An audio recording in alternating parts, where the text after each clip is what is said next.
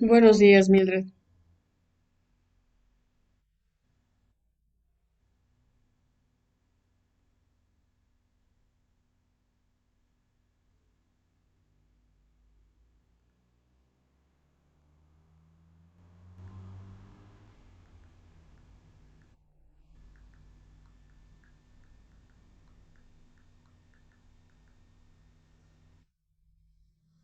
Bien, gracias, gracias. ¿Y usted?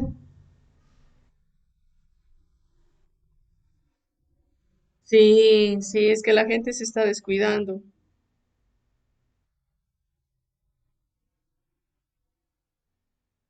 Sí, es preocupante, al menos la de la del Brasil. La del Brasil es mortal. Al menos miles de personas han muerto, ¿no?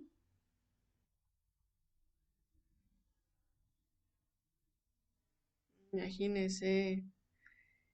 Es que como le digo, la gente no se cuida, ya no usa barbijo, eh, hacen las fiestas, parece que no pueden vivir sin las fiestas. Y deberíamos evitar eso. En todas partes.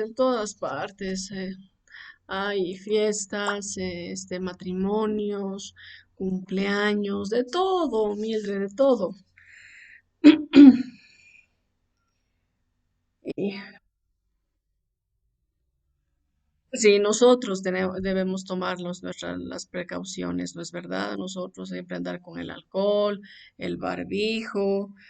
Hay personas que igual están en la calle y se sirven alimentos. No, eso no, eso uno debe evitar. Ponerse el barbijo y no sacarse hasta volver a la casa, ¿no? Entiendo, uno tiene que hacer trámites afuera, pero es preferible no servirse nada y tolerar, hace calor, todo eso, pero no importa, porque luego nuestro. Sí, pues sí, nuestros seres queridos son los que más se ven afectados, ¿no? No sé si usted me parece que no vive con sus papás, ¿no? No, yo tengo a mi papá adulto mayor y bueno, hay que cuidarlo nomás. A las personas mayores hay que cuidarlas. Y depende de uno, al menos de los que salimos, ¿no? De los que tenemos que salir, pues tomar todas las precauciones eh, para, para no tener sustos. Pese a que ya a mi papá ya lo vacunaron, pero igual, Mildred, eso de la vacuna a uno no le garantiza absolutamente nada. Con las modificaciones que ha sufrido la cepa, pues no nos ayuda tampoco mucho, ¿no? Esto de la vacuna.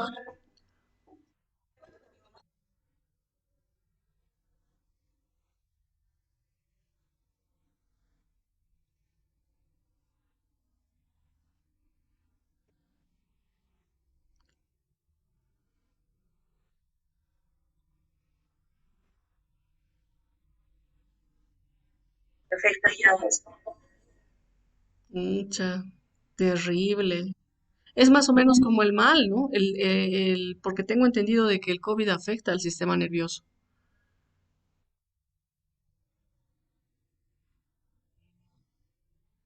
Ah, ya, ya, ya, ya.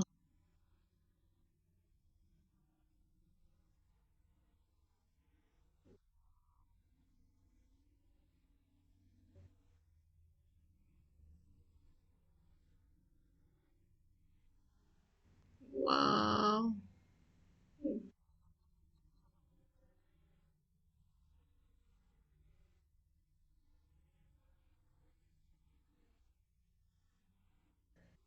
Imagínense.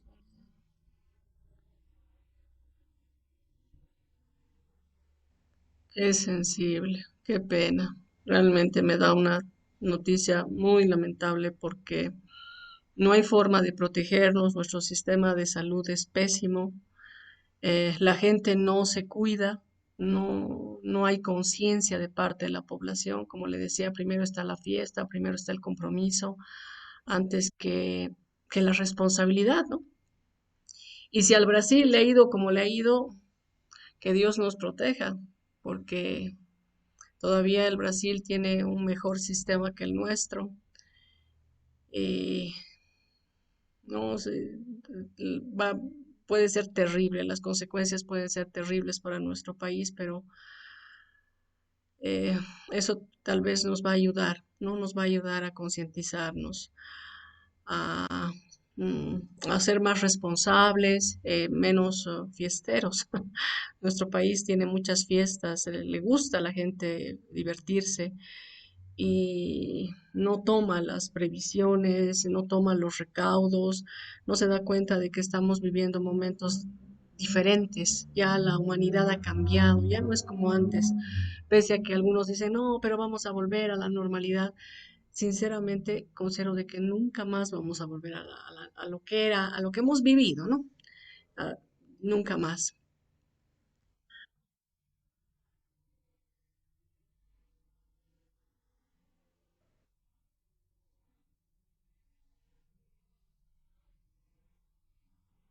Se da,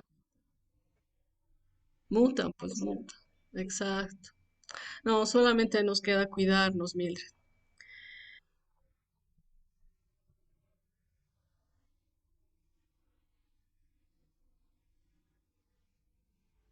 Qué bien. Ya, complejo vitamínico.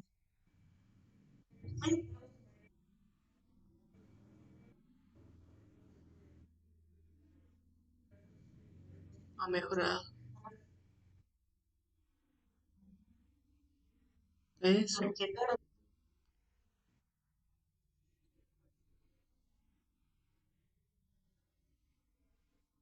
Eso.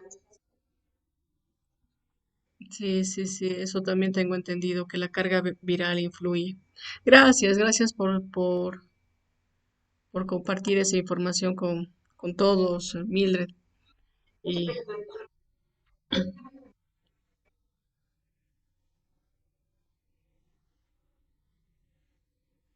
exacto, exacto. Sí, sí, sí. Y las personas más vulnerables, ¿no? Que son los adultos mayores, ellos son los que sufren, aunque esta enfermedad pues ataca a todos, jóvenes, adultos, adultos mayores, no hace distinción. Jóvenes, sí, terrible. Buen día de Dios. Sí, sí, ahora ya no, verdad, tienes razón, ya no está la incidencia de mortandad en los adultos mayores ha disminuido, pero en los jóvenes, es que los jóvenes son los más irresponsables. Bueno, un sector, ¿no? De los jóvenes es muy irresponsable. Piensan de que nunca les se van a contagiar, de que no les va a pasar absolutamente nada. Bien, gracias, Mildred. Buenos días a todos. Vamos a continuar con el avance de materia y vimos algo de las medidas cautelares. Señalamos de que estas medidas se constituyen en aquella pretensión que interpone el actor antes o durante el proceso principal para evitar el resultado de la sentencia se torne ineficaz debido a riesgos que puedan alterar, disminuir, desvalorizar o hagan desaparecer bienes, derechos que son de interés en el litigio, llegando a convertir la función jurisdiccional en inoperante. Es decir, la sentencia, por más favorable que resulte para la parte, para el interesado, esta no va a poder ser efectiva. Eh, estas medidas cautelares pueden presentarse ya sea antes de la demanda o durante la sustanciación del proceso. Si se da durante la sustanciación del proceso, se puede interponer en cualquier momento, pero si se interpone antes de presentar la demanda principal, el demandante debe iniciar el proceso, es decir, presentar la demanda principal en el plazo de los 30 días, puesto que si no se hace esto, su derecho va a caducar y la autoridad judicial de oficio va a levantar la medida que habría dispuesto. Además, se le va a imponer el pago de daños, perjuicios y costas a la parte que ha solicitado precisamente esta medida, que se ha ejecutado la misma, pero que no interpuso la demanda principal. Ya es fundamental plantear la demanda principal luego que la autoridad judicial ha ejecutado la medida cautelar. En algunos casos esta medida se la hace conocer al momento de ejecutarla al futuro demandado. Esto con el fin de garantizar la eficacia de la misma.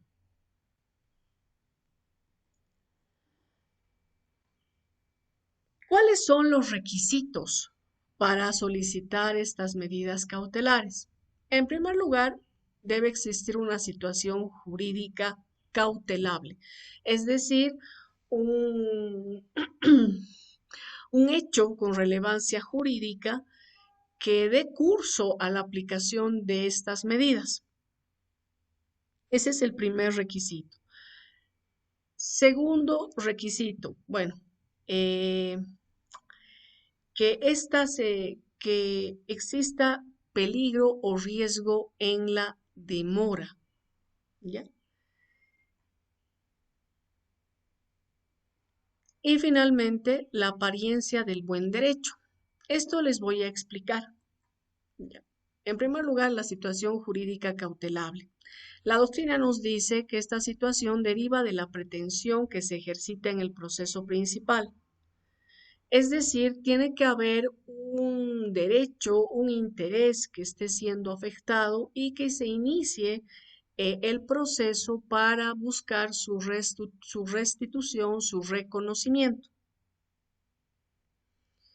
Esta medida que se vaya a solicitar tiene que ser específica, ¿ya? Y generalmente tiende a proteger ese derecho o ese interés que va a ser objeto del proceso principal. Luego tenemos la apariencia del buen derecho, ya lo que se conoce en latín como el fomus boni juris. En este punto, el interesado, la parte, el futuro demandante, debe acreditar los indicios respecto a la verosimilitud del derecho. Es decir, que la parte actora realmente eh, tiene el derecho que alega, tiene ese derecho. Ahora, la doctrina nos habla de indicios. ¿Por qué? ¿Qué pasa si este derecho va a ser objeto del proceso? No podemos acreditar de manera fehaciente con medios probatorios, ¿no es verdad? Si precisamente ese va a ser el objeto del proceso, el juez no nos puede solicitar esto, pero sí deberemos hacerle conocer o a través de los diferentes medios probatorios, pues hacerle conocer de que existe el derecho, ¿ya? Indicios de que evidentemente el derecho que se alega, el derecho que se pretende, lo tiene la parte actora. Y finalmente, lo que les decía, tenemos el peligro en la demora procesal. Esto se da por la duración del proceso principal y que por el transcurso de tiempo que desde la interposición de la demanda hasta la emisión de la sentencia puede surgir un peligro al hacer inefectiva la sentencia. Este peligro en la demora se conoce como el periculum in mora. Ya, tiene que haber el peligro en la demora. Eh, ustedes señalarán, ustedes considerarán de que el proceso civil ha mutado, es decir, ha sufrido varias modificaciones. En primer lugar, este proceso era escrito y además duraba varios años, inclusive podríamos hablar de décadas. Ahora es oral, ¿no? Y esta oralidad llevaría a que el trámite se lleve más rápido. Esto no ocurre. ¿Por qué? ¿Por qué les digo esto? En primer lugar, tenemos que solicitar o tenemos que pedir la conciliación previa. ¿Cuánto demora en señalar día y hora el conciliador autorizado? Pueden pasar inclusive hasta meses. Otra cosa, citarlo y emplazarlo al futuro demandante o al futuro demandado. Esto también origina demora, porque puede darse el caso de que se desconozca el domicilio. En primer lugar, si se desconoce el domicilio, bueno, si se desconoce el domicilio, no nos vamos a ir a la conciliación previa. Pero ¿qué pasa si si el demandante señala el domicilio y resulta de que se lo llega a citar y emplazar al futuro demandado y este no asiste? Y posteriormente presenta una justificación y solicita nuevamente señalamiento de día y hora. Nuevamente se suspende la audiencia por inasistencia. Transcurren 2 o 3 días y solicita nuevamente el señalamiento de audiencia. En nuestro código no está el número de audiencias de conciliación que se puedan fijar. Si ustedes hacen una comparación con el ámbito penal, saben muy bien de que la autoridad judicial en los delitos de acción penal privada tiene la opción de llamar a conciliación, ¿no es verdad? Él va a llamar a conciliación el juez y este llamamiento se hace por única vez, por una sola vez. En cambio, en materia civil, no. Pueden darse varios señalamientos a solicitud de parte. Esto va a generar un grave perjuicio al interesado, ¿ya? Luego, ¿qué pasaría si se llega a una conciliación? Esta tiene que ser aprobada por la autoridad judicial. ¿Cuánto demora el juez en emitir el auto definitivo? De igual manera pasan meses. Si es que no se llega a esta conciliación, se presenta la demanda. Bien, ¿cuánto tiempo está aproximadamente el expediente en despacho del juez? Una semana, como mínimo, una semana. Se admite la misma. Ya. Admitida esta, se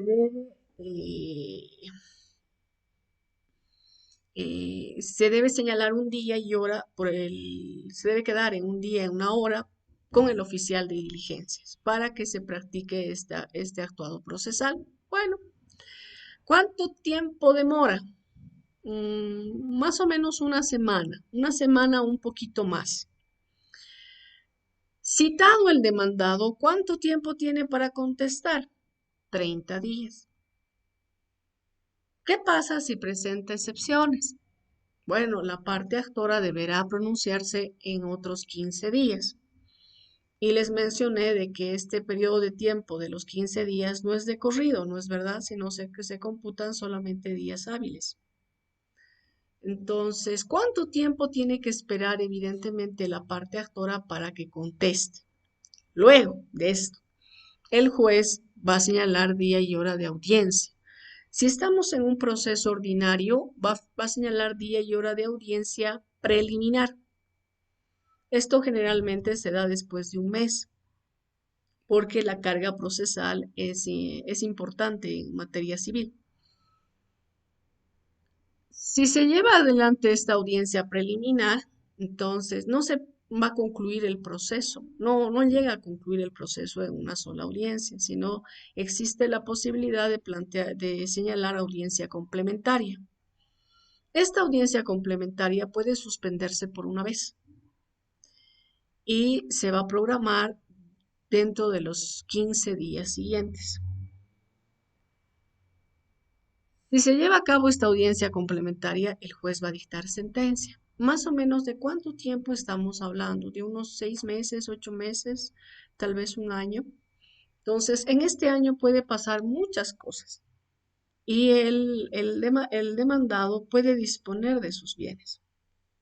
Entonces, el abogado tiene que hacerle conocer a la autoridad judicial cuál es el peligro para que los bienes del deudor, del demandado, desaparezcan o sean dispuestos.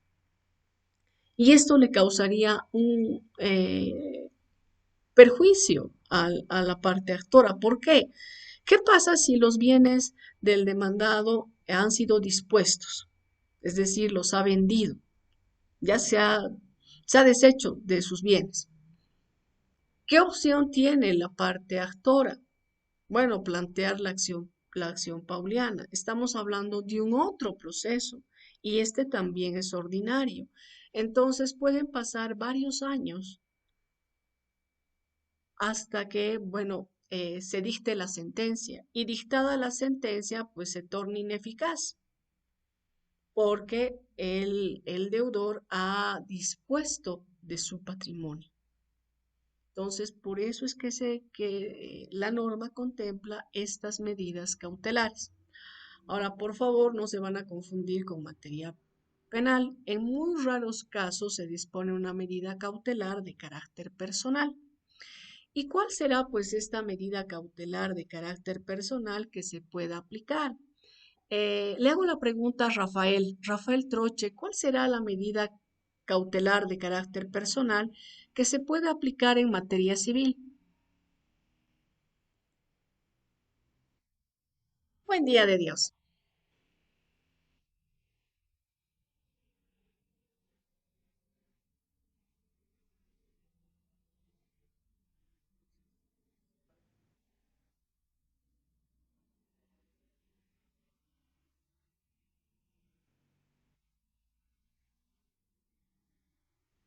Mm, ya. eh, eh, mm, no, no, no. Está bien, Rafael, está bien. El arraigo es perfecto, está bien. Nada más que este en muy raros casos se lo aplica en materia civil, pero está perfecto. Bien. Está bien. No, no, no. No, está bien. Sí, es raro. Pero está bien, Rafael, gracias. Dio un ejemplo excelente, el arraigo.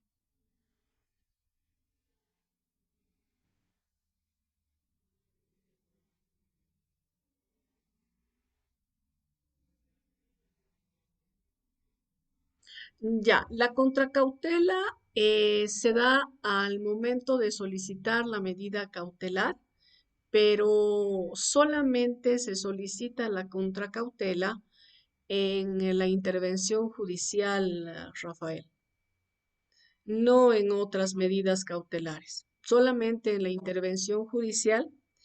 Y esto se hace la solicitud para que el juez fije el monto de dinero que debe emposar el interesado por los posibles daños y perjuicios que se le ocasione al cautelado.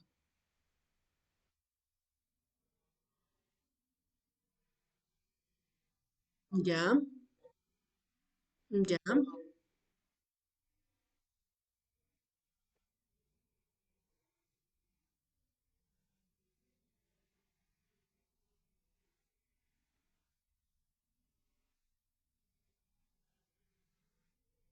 ya.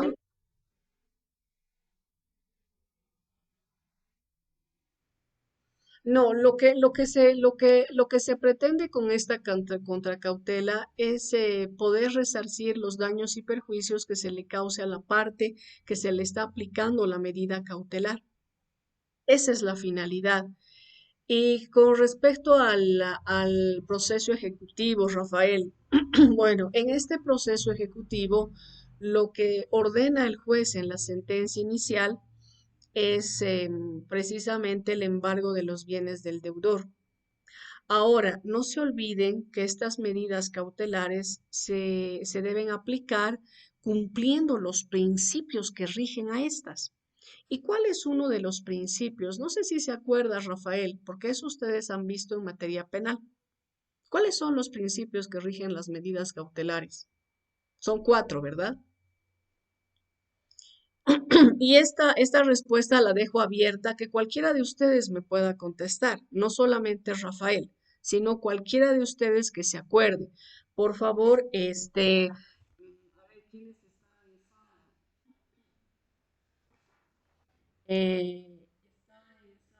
eh, Yasmani está en sala, después está en sala, este, sí, está Carolina, está Erika Quispe, está Daniela Tirado, Gretzel, Jessica Chávez, Mildred, Rodrigo, Douglas, Cristian, Clovis, cualquiera de ustedes, por favor, si me podría contestar cuáles son los principios que rigen a las medidas cautelares. Sí, perfecto, muy bien, exactamente. No, no, no, no podemos hablar de la presunción de inocencia eh, si me está hablando en materia civil. Carolina, la presunción de inocencia no hay en materia civil, ¿ya? Pero lo que usted señaló, el principio de proporcionalidad, es perfecto. A ese precisamente me refería, no al principio de variabilidad, tampoco al principio de temporalidad, no. Es el de proporcionalidad. También tenemos el de instrumentalidad, ¿no es verdad? Es decir, la medida cautelar no tiene el, eh, la medida cautelar no tiene un fin en sí mismo, ¿ya? Es un instrumento para garantizar la eficacia de la sentencia. Ahora, con respecto a la pregunta de Rafael, el juez va a disponer el embargo de los bienes del deudor, pero este embargo tiene que ser proporcional al monto que se adeuda, Rafael. Ahora, ¿qué pasa si el acreedor ha solicitado el embargo, por decirle, de tres bienes inmuebles que tiene el deudor? Y estos tres bienes inmuebles, los tres en conjunto, más o menos están valuados en $900,000 americanos. Y la deuda que ha contraído este está valuada en $400,000 americanos. Ahí existiría una desproporción. Antes, le decía, antes en el proceso ejecutivo evidentemente se aplicaba la contracautela y además actualmente usted sabe muy bien porque usted hace prácticas, algunos de sus compañeros no, y esto va a ser algo novedoso, se tiene que pagar el 4 por mil, ¿no es verdad? Del monto que se está solicitando. Entonces, podríamos señalar, entre comillas, que esa vendría a ser una especie de contracautela, pero exactamente, porque se tiene que realizar un pago, hay un comprobante de caja, ¿no es verdad?, del Consejo de la Magistratura para interponer el proceso ejecutivo. Pero les repito, ahora aplicar la contracautela ya no se la hace, a no ser que se solicite como medida cautelar la intervención judicial.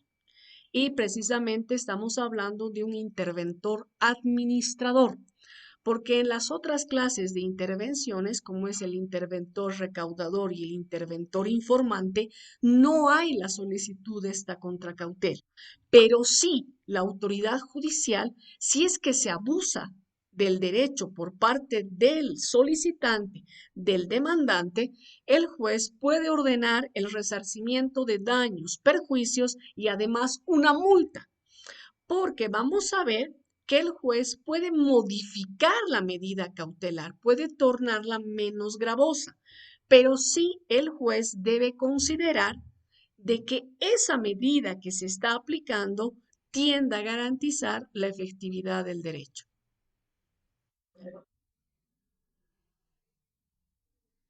No, no, no, no, no. Estamos hablando de un embargo preventivo. Usted ha debido ver en las prácticas que está haciendo o en lo que está ejerciendo que hay un embargo preventivo y hay un embargo de ejecución, que son distintos. El de ejecución precisamente ya se da cuando tenemos una sentencia definitiva, porque al menos en el ejecutivo se emite una sentencia definitiva y le da el juez el plazo de 3 días para que cancele. Lógicamente que esta sentencia definitiva puede ser impugnada a través del recurso de apelación, pero en el se concede en el efecto devolutivo, ¿no? Entonces, cuando se ha resuelto ese recurso, inclusive antes de que se resuelva, podemos ir a una ejecución provisional de la sentencia. Pero si es que es en ese auto de vista se llegaría a revocar la sentencia definitiva, entonces esta ejecución va a quedar en suspenso. ¿Ya? Pero otra cosa es la ejecución, Rafael. Ya en la ejecución estamos frente al embargo. Lo que se solicita es que se proceda al avalúo, a la tasación de los bienes, a la tasación del bien que ha sido embargado. Luego la autoridad judicial solicita cuál es si pesa sobre este bien algún otro gravamen, si se ha pagado, si se está al día con respecto a los impuestos y además, si se trata de un departamento, pues se va a considerar cuál es la situación con respecto a las expensas comunes. ¿Ya?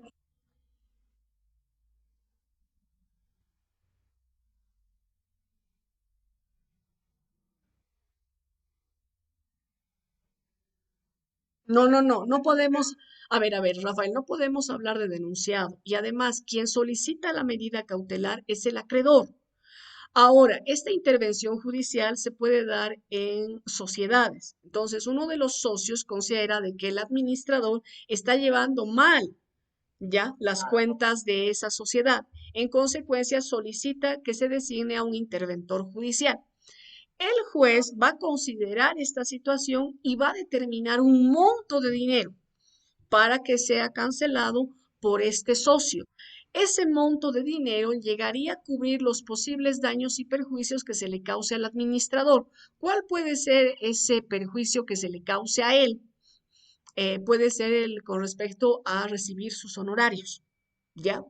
O puede ser que esté realizando alguna actividad, esté realizando bueno, al momento de administrar esa sociedad, haya realizado un contrato, o se haya producido una inversión.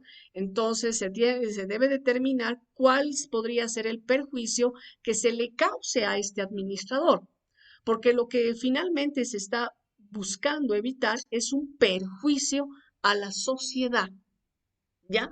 También se da en caso de copropiedad, donde solicita uno de los copropietarios que se designe a un interventor administrador, ya que el que ha sido designado, no está cumpliendo, por decirle, con las obligaciones, no se ha pagado luz, no se ha pagado diversos servicios, se está a punto de que se corte los mismos, entonces ahí es donde se hace la solicitud, ¿ya? Seguiremos con respecto a la competencia. Fíjense que un momentito, por favor, un momentito, por favor, avanzaremos esto más, nos quedan 7 minutos. Eh, esta medida cautelar puede ser ejecutada inclusive por una autoridad incompetente, ya por un juez incompetente, pero ya para el proceso principal debe remitir al juez llamado por ley. Ahora, otra cosita, en este tema de la competencia. El juez incompetente, les acabo de señalar, puede disponer esta medida cautelar. Lo va a hacer, pero debe cumplir los requisitos que establece el Código Procesal Civil, es decir, el procedimiento, las etapas, los pasos que se debe seguir, debe acatarlos este juez para que realmente esta medida cautelar sea cumplida, ¿ya? Y no exista ninguna observación por parte del ejecutado. Ahora sí, ¿quién me pregunta? ¿Quién me estaba preguntando? ¿Tiene la palabra? Buen día, Cristian.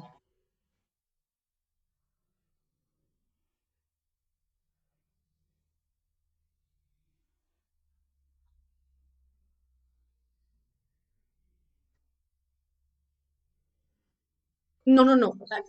Ya, Cristian, le explico. Se ha solicitado la medida cautelar, pero antes del proceso principal, por decirle, antes de interponer el proceso a ver,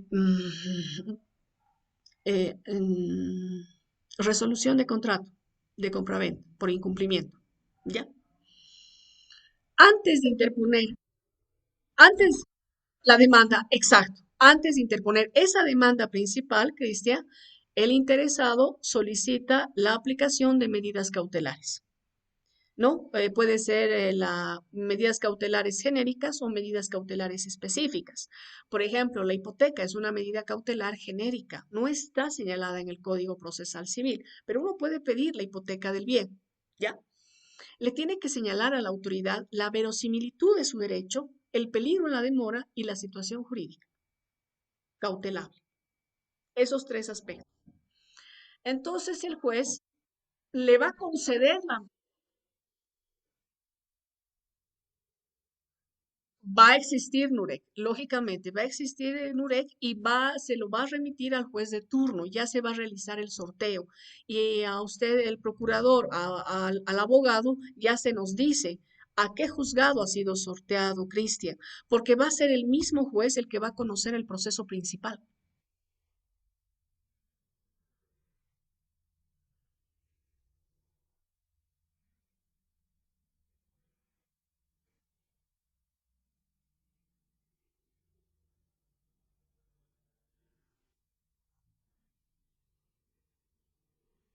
Bueno, no un memorial solicitando previamente NUREC, sino que ya le van a dar el NUREC, ya va a salir el NUREC. Ya se ha, pre- ya se ha presentado esta solicitud de medida cautelar. Al solicitarse esta, ya existe el NUREC, ya, va, ya se va a dar el NUREC. Y este NUREC va a ser válido también para el proceso principal. Ya, por eso le digo que va a ser el mismo juez el que va a conocer la causa principal. Entonces, se ejecuta la medida cautelar, Cristian.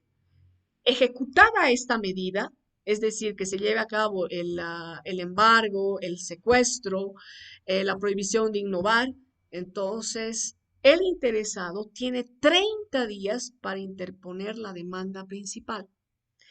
Si es que no lo hace en este periodo de tiempo, el juez de oficio va a levantar la medida que habría dispuesto. En eso consiste eso de los 30 días, Cristian.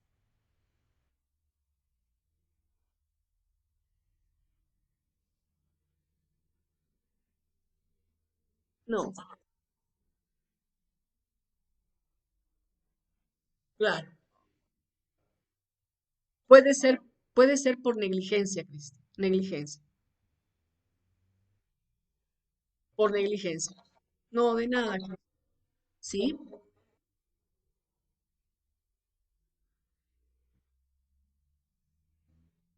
sí, sí.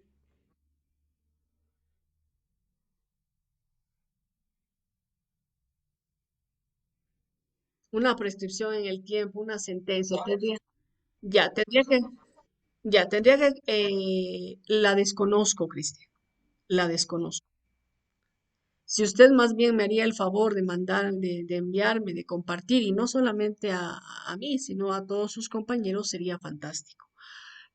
No hay eso, porque bueno, tendría que leer. Es una sentencia de qué carácter? ¿Es una sentencia constitucional?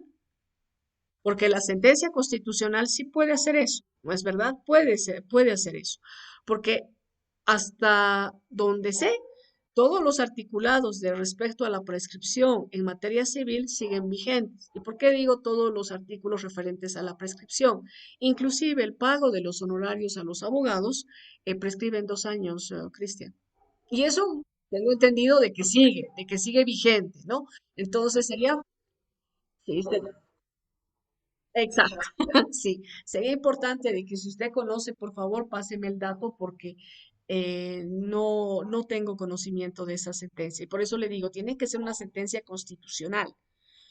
La sentencia constitucional tiene la posibilidad de dejar sin efecto ciertos artículos, como ser en materia penal, por ejemplo, el desacato. El desacato ya no se constituye en un hecho delictivo, ¿no es verdad? Y eso ustedes han debido llevar en su momento.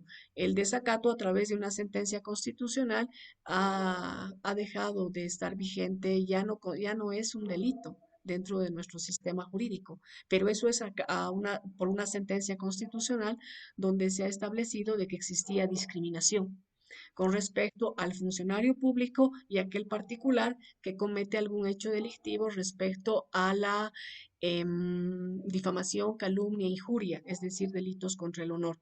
En cualquier momento se va a cortar, jóvenes, la conexión. Les voy a mandar nuevamente el URL, por favor.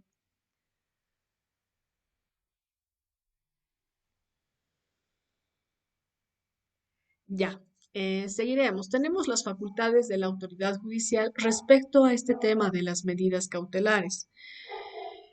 Una de las facultades es evitar perjuicios innecesarios al cautelado. Es por eso que el juez puede limitar la medida o disponer otra menos rigurosa, siempre y cuando se lleguen a proteger los derechos de la parte interesada.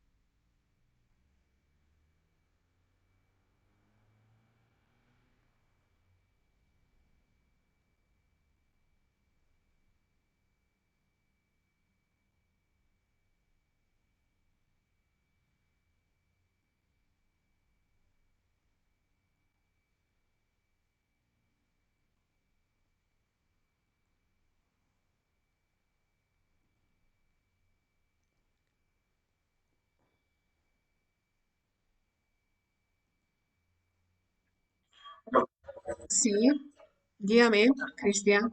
Sí, sí, sí.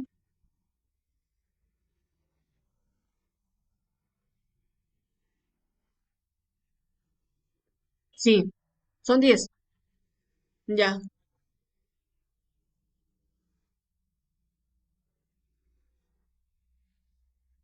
ya,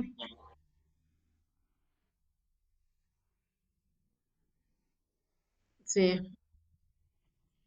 ¿En dónde ha preguntado Cristian?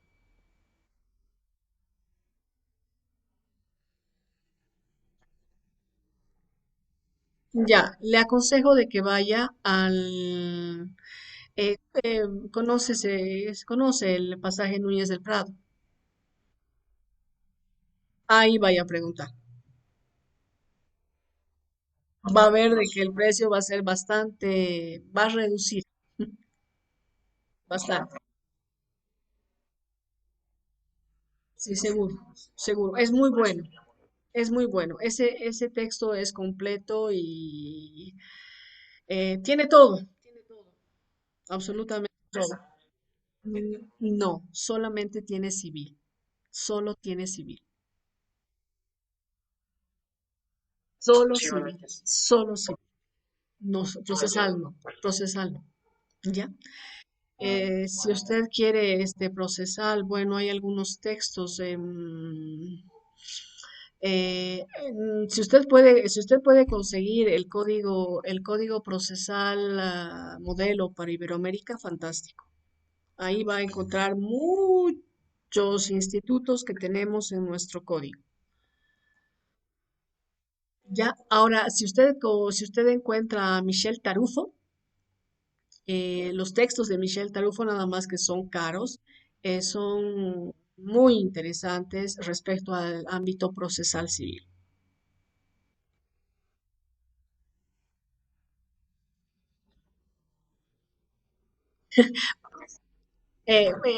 Vaya al pasaje Núñez del Prado y va a ver de que le van a reducir bastante el precio, bastante. No va a tener que esperar tanto tiempo y no va a tener que ahorrar. Ya, bien, gracias, Cristian, por preguntar. Este, Seguimos con las facultades de la autoridad jurisdiccional. Les decía que este juez puede cambiar la medida cautelar, siempre y cuando sea bueno, que sea menos rigurosa, pero que tienda a proteger el derecho de la parte interesada, es decir, de la parte demandante. Luego la autoridad va a determinar el alcance de esta medida cautelar. ¿A qué bienes se llega? Bueno, van a ser objeto de la aplicación de la medida. ¿Qué bienes van a ser embargados? ¿Qué bienes, bueno, va a pesar sobre ellos la notación preventiva? ¿Sobre qué bienes va la prohibición de innovar, la prohibición de contratar, eh, el secuestro? Va a determinar la autoridad judicial. Luego, em, si las medidas van a subsistir, es decir, las circunstancias subsisten, entonces va a continuar la medida cautelar aplicándose. Si se habrían modificado las circunstancias, entonces se puede modificar la medida, se puede sustituir o inclusive se puede cesar la medida cautelar. Existe esa posibilidad y el juez puede disponer esto, ya sea a petición de parte o de oficio. El juez, cuando se hace la solicitud de la medida cautelar, revisa la documentación que se adjunta y va a emitir una resolución. En esta resolución, pues va a disponer la medida cautelar. En otras circunstancias ante determinadas situaciones, el juez va a señalar audiencia. En esta audiencia va a considerar la prueba que se habría acompañado, la prueba que se habría ofrecido por la parte. Y en base a esta va a determinar si rechaza o admite la medida. En algunos casos, esta audiencia se lleva sin el conocimiento de la parte contraria. ¿Ya? Lo que se conoce en latín como inaudita parte, es decir, no se escucha la parte contraria, sino que el juez ya emite su resolución eh, acogiendo o rechazando la solicitud de la aplicación de la medida cautelar. Si la admite, pues en esta resolución va a determinar la ejecución. Generalmente es el oficial de diligencias el que ejecuta la medida o el mismo interesado, al menos cuando se trata de una anotación preventiva. Recién de haberse ejecutado la medida, se le hace conocer a la parte, al ejecutado, ya, al demandado. Esto con el fin de asegurar la eficacia de esta medida. Entonces, el demandado se va a percatar de la misma o va a tomar conocimiento de esta cuando se ejecute, ¿no? Cuando se entere de que sus bienes han sido embargados, más aún si se ha secuestrado el bien o si pesa sobre él alguna anotación preventiva, ¿ya? Pero es de manera posterior. Esto con el fin de garantizar, reitero, la eficacia y la finalidad de la medida cautelar. Ojo, ningún incidente ni observación van a impedir la ejecución de esta medida dispuesta por la autoridad judicial. Lo que les decía, si es que el ejecutado desconoce de la aplicación de esta medida, pues va a tomar conocimiento al momento de ejecutar la misma o después de ejecutada dentro de los 3 días siguientes a que vaya a ser notificado el demandado. Esto, reitero, es para asegurar la eficacia de la medida, la eficacia de la finalidad de la medida. Ahora bien, su compañero Rafael les habló de la contracautela, primero de la cautela y luego de la contracautela. ¿Cuándo estamos frente a la cautela? Bueno, cuando el interesado, que generalmente es el demandante, solicita la aplicación de una medida para garantizar la eficacia de la sentencia futura, ¿ya? Del derecho que se vaya a alegar. ¿En qué consiste la contracautela? Bueno, que precisamente es este demandante el que va a tener que emposar un determinado monto de dinero fijado por la autoridad judicial, generalmente es un monto de dinero, aunque nos decía Rafael que también se puede embargar los bienes, pero en este caso del demandante, ya no del demandado, con el fin de garantizar el pago de los daños y perjuicios que se le pueda ocasionar precisamente al demandado, ¿ya? Por eso la doctrina nos dice que la contracautela se constituye en una medida jurisdiccional destinada a garantizar de manera real los posibles daños y perjuicios que se ocasione al cautelado con la medida que ha dispuesto la autoridad judicial. Entonces, ahora ya comprenden en qué consiste la contracautela, ¿no es verdad? Para fijar esta, el juez debe considerar la situación económica del peticionante. ¿Cuánto va a ser la caución que va a emposar? Y la responsabilidad por el abuso en el exceso. Es decir, la autoridad judicial puede multar al peticionante por haber abusado de su derecho. Desde luego que sí, puede, ¿ya?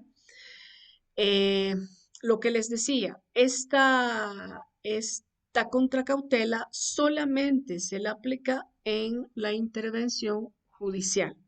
Es la única medida cautelar en la que se solicita el pago de este monto de dinero o el depósito de este monto o el embargo de algún bien del demandante. Esto con la finalidad de garantizar el derecho del, del demandante.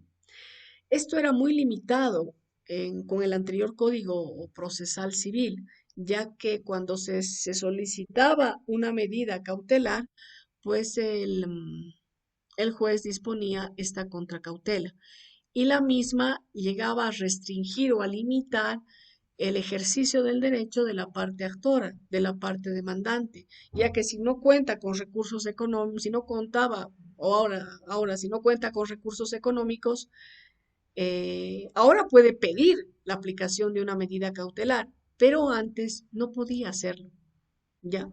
Ahora eso ha sido modificado bueno, con el código procesal civil que está vigente. Seguiremos. ¿Esta medida cautelar puede ser modificada? Sí, puede ser modificada. En primer lugar, a solicitud de la parte acreedora. Puede esta pedir la ampliación, la mejora o la sustitución de la medida. ¿Ya? ¿Cuál será el fundamento para realizar esta solicitud? Bueno, que precisamente no constituye una garantía, ¿ya? No constituye una garantía para el cumplimiento de la obligación. También el deudor puede solicitar que se modifique la medida cautelar dispuesta por el juez que sea menos perjudicial, pero que también garantice el derecho del acreedor. Este deudor puede solicitar la sustitución por otros bienes o la reducción del monto. Cuando hace la solicitud, ya sea el deudor o el acreedor, pues se corre en traslado a la parte contraria para que se pronuncie al respecto en un plazo de 3 días. Con o sin la respuesta del interesado, pues el juez debe emitir resolución, ya sea ampliando, mejorando, sustituyendo, modificando la medida con otra menos perjudicial, pero que llegue a garantizar el cumplimiento de la obligación en favor de la parte acreedora. ¿Existe algún recurso que se pueda plantear contra la resolución que ya sea admite, niegue, disponga la sustitución, modificación de la medida por otra? Sí, existe el recurso. Es el de apelación que se va a conceder en el efecto devolutivo. Esto implica que si el interesado, el cautelado, ha tomado conocimiento de que se ha llevado adelante o se ha aplicado, se ha ejecutado una medida cautelar, puede pedir que sea sustituida, sea modificada, sí, a través de este recurso. Si se ha ampliado la medida cautelar, también puede impugnar. Si se ha modificado por otra, bueno, inclusive la parte actora puede solicitar que, bueno, puede impugnar pidiendo de que evidentemente esta modificación se deje sin efecto. Existe esas posibilidades. No sé si tienen alguna pregunta.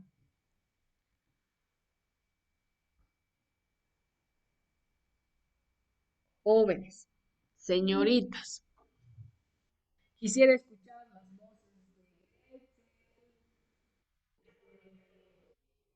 de Jessica, porque no escucho las voces de ellas.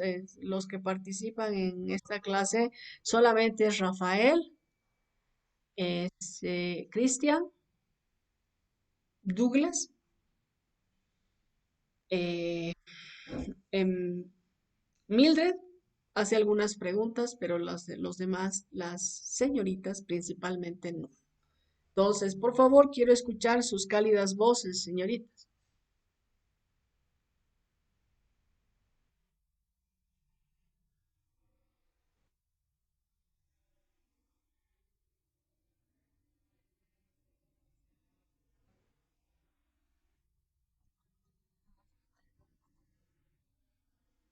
Bueno, pero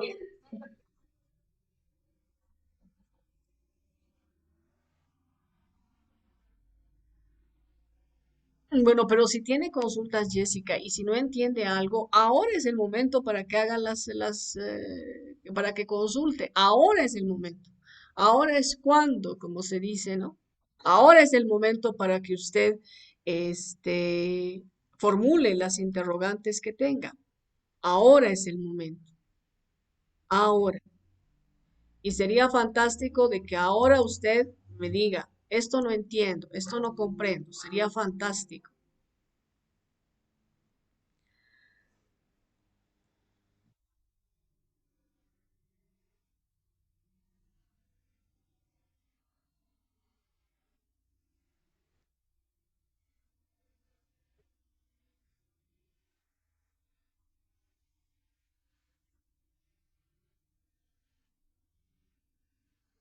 Es que ese es el problema. Me preocupa. Usted me acaba de decir que no entiende varias cosas. Imagínese si no entiende varias cosas. ¿Qué vamos a hacer?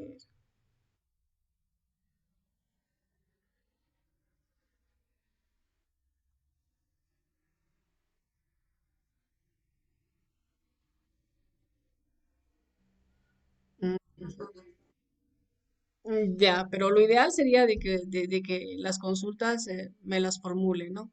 Eso sería lo ideal, Jessica. Es, No, no, no, no. Es que precisamente a veces sus compañeros que tienen prácticas sí tienen conocimientos, inclusive ya están llevando adelante procesos, ¿no? Imagínense, pero yo no puedo quedarme tranquila si aquellas personas que no están realizando prácticas no entienden, no puedo, ¿sí? No debo, porque como docente debo buscar de que precisamente aquellos que no tienen práctica, que no tienen, eh, bueno, los conocimientos, adquieran.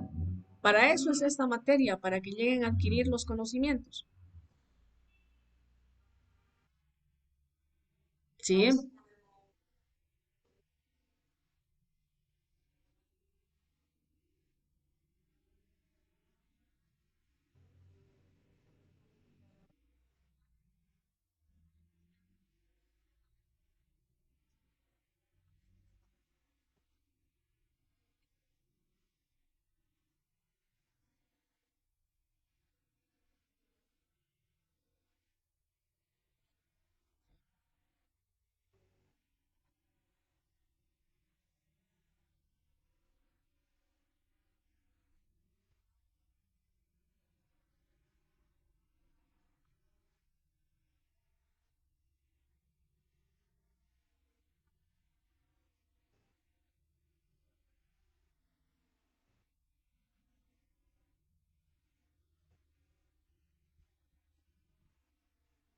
Ya, ya, ese es el inconveniente, ¿no? Ese es el problema. Pero no sé, Mildred, si usted podría decirme en este momento qué es lo que no ha comprendido, sería fantástico. Así yo le explico. Yo les explico y explico a todos, porque la explicación es para todos, ¿no? Sería ideal. Para que no queden más dudas, eso es lo que me preocupa, que no existan dudas ni se lleguen a confundir. Eso, sí, ese es un problema. Ve, Carolina, ¿qué pregunta tiene? Veo la mano, la manito levantada. ¿Qué consulta tiene? Perfectamente.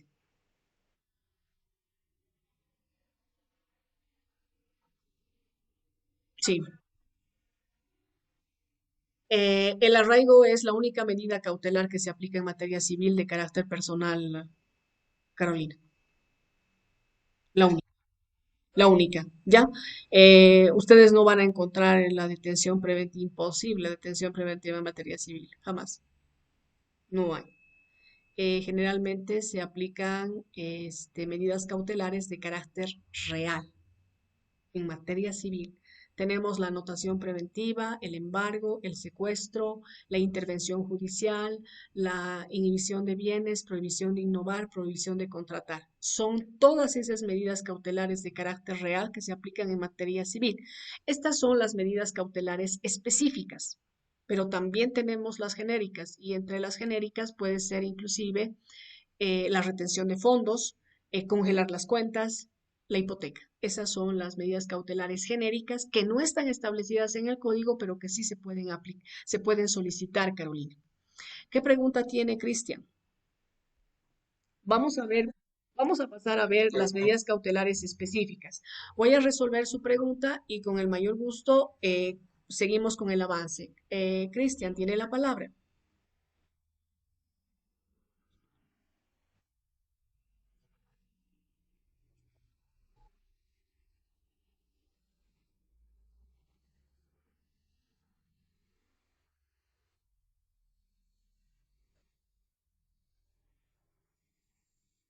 Eso.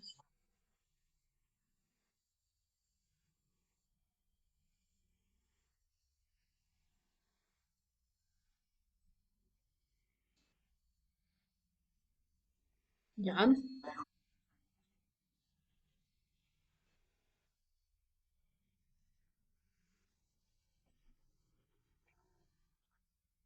sí,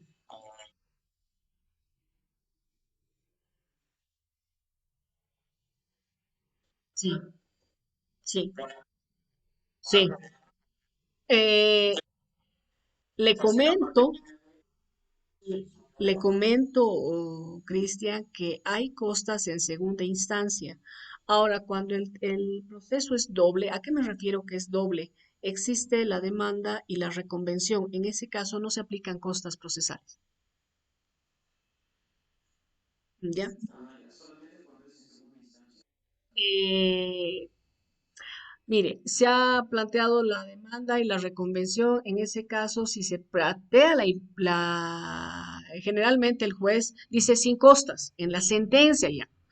Ahora, vamos a segunda instancia, en el recurso de apelación. Ahí el juez puede aplicar costas.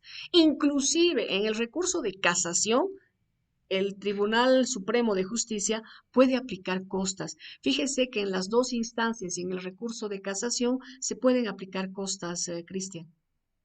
Y ya cuando el secretario realice la planilla de costas, tiene que considerar los montos que ha dispuesto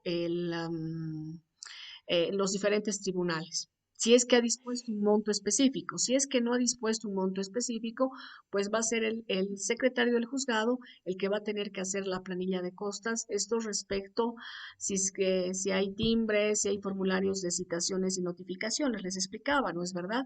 Ese cómputo hace el secretario del juzgado.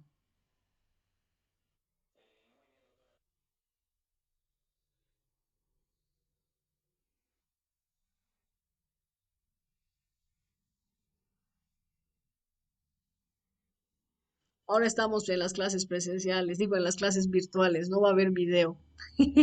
A no ser que no alcancemos a avanzar. Generalmente yo les subo esto porque, bueno, les subía esos videos porque no estábamos en línea, ¿no es verdad? Entonces, para que ustedes los revisen, puedan entender, eso me tranquiliza un poco de que algunos de ustedes me han comprendido en eso de los videos. Entonces, voy a seguir subiendo videos. En este tema de las medidas cautelares, como estamos pasando en línea, cualquier duda que ustedes tengan, va a estar la grabación, porque también subo la grabación de la clase a la plataforma Moodle y ahí ustedes pueden ver. Ahora, si tienen una duda después de ver el video, con el mayor gusto yo les absuelvo. No hay ningún problema.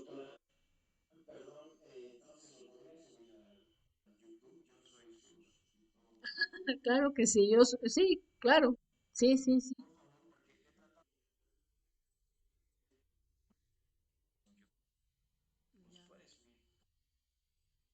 Ya, ¿y qué? Ya, y eso, qué raro, porque en YouTube también subo eso. Voy a, ya, voy a revisar. Ya, voy a revisar. ¿No la he dejado ver? Qué raro, voy a ver. Me asusta. Sí, ¿no sale? Qué horror.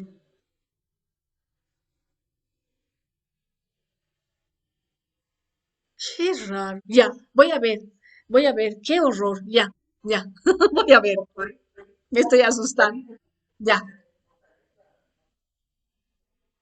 ya, voy a revisar. Ya, voy a revisar. Voy a revisar, ya listo, voy a revisar. Gracias por decirme eso. Yo pensé que estaban ahí los videos y por eso los subía. Ya, gracias. Voy a ver qué es lo que está pasando. Gracias, gracias jóvenes, gracias señoritas.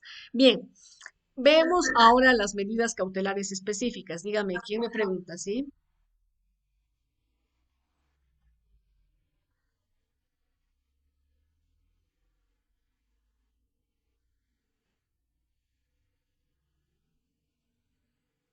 Ya ahí no se puede realizar el embargo. Y ahí sí, ahí el acreedor queda colgado. ¿A qué me refiero con que queda colgado? De que no hay la forma de que pueda cumplir la obligación el deudor. Ahí sí, no hay forma de, mire, lo único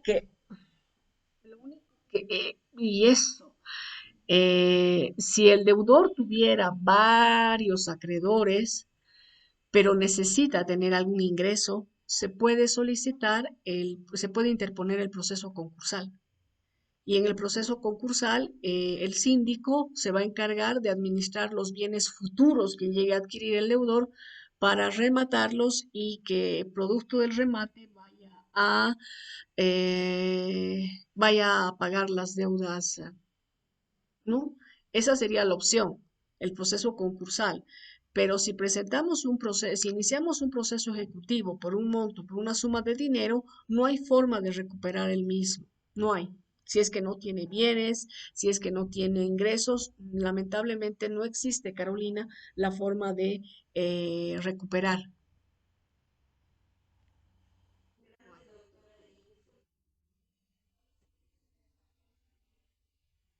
¿Cuál es medida?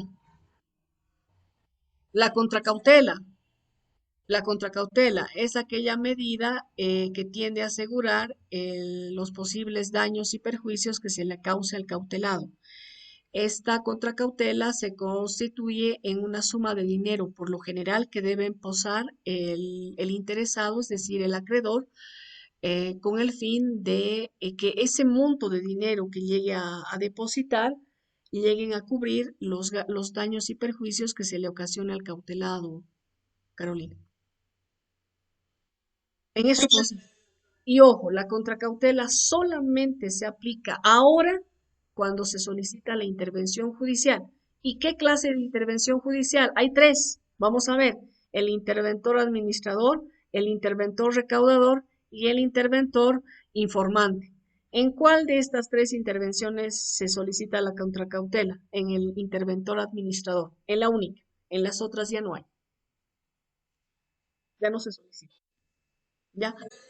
A no ser de que la medida cautelar sea desproporcional. Lo que le decía Rafael, ¿qué pasa si el monto adeudado asciende a $400,000 y se ha pedido la medida cautelar o se ha solicitado el embargo de los tres bienes que están valuados en $900,000 americanos? Ahí se le puede causar un perjuicio, pero el juez va a ordenar el remate del primer bien y si ese remate llega a cubrir el total de la deuda más los intereses, entonces con eso ahí concluiría. Es decir, se va a levantar el embargo que se había ordenado respecto a los otros bienes inmuebles que tendría el deudor. ¿Ya? Con eso, el juez tiene que ser muy equilibrado en este tema, tiene que aplicar el principio de proporcionalidad. No puede ir al embargo de todos los bienes, rematar todos los bienes que ascienden, no sé, pues a medio millón de dólares, siendo que la deuda es 100,000. No puede hacer eso. ¿Ya? Bien, ingresamos a la notación preventiva, que es una medida cautelar de carácter específica. ¿Ya? Tenemos genéricas y específicas. Las genéricas son números apertus, cualquier medida que tienda a asegurar la eficacia de una sentencia futura se puede solicitar a la autoridad judicial, pero nuestro código también establece medidas cautelares específicas y dentro de estas está la anotación preventiva. ¿En qué consiste?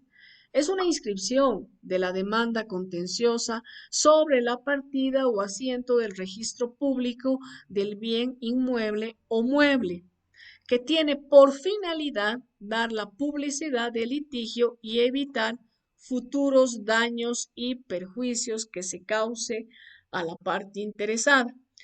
Nada más que con esta anotación preventiva no se impide la disposición del bien litigado, enajenado o grabado nuevamente.